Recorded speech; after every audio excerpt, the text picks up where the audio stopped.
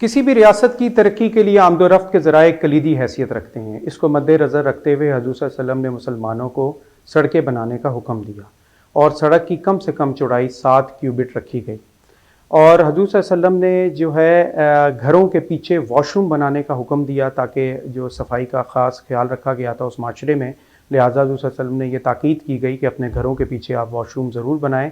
اور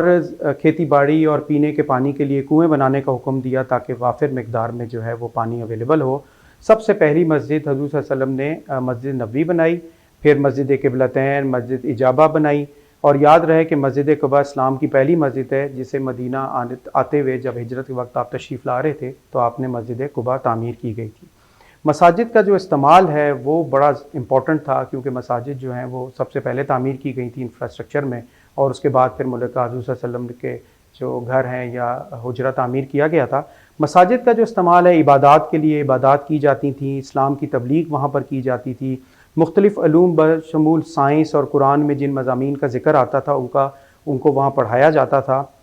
مجاہدین یہاں پر جمع ہوتے تھے اور یہیں سے جنگ کے لیے روانہ ہوتے تھے، اور مجاہدین جو ہے ان کا علاج بھی یہاں کیا جاتا تھا، اور حضور صلی اللہ علیہ وسلم کی عیادت بھی یہاں کرتے تھے۔ اور مساجد ایک پوسٹ آفس کے طور پہ بھی استعمال کیا جاتا تھا، یعنی جتنے خطوط لکھے جاتے تھے وہ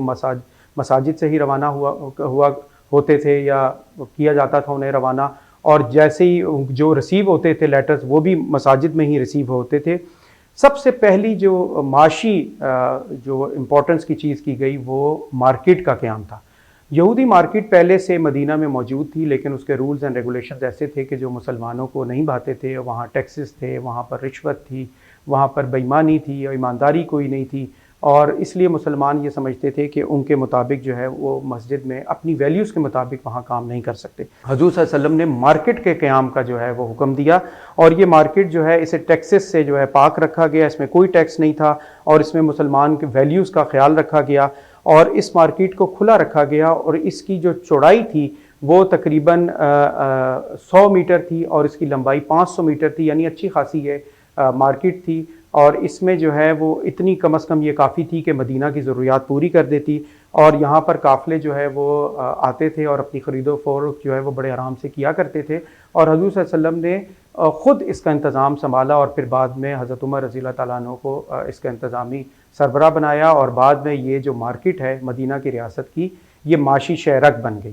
اور آپ یہ دیکھیں کہ اس میں مسلمانوں نے پھر اپنے جو مورل ویلیوز تھے اس کے مطابق جو ہے پھر اس میں کاروبار شروع کیا۔ اور یہ بڑی امپورٹنٹ بات میں بتانے جا رہا ہوں کہ حضور صلی اللہ علیہ وسلم نے سب سے پہلے ہیلتھ کیئر انفراسٹرکچر بنایا، اور یہ یعنی آج کل کے دور میں ایک اسپتال قائم کیا،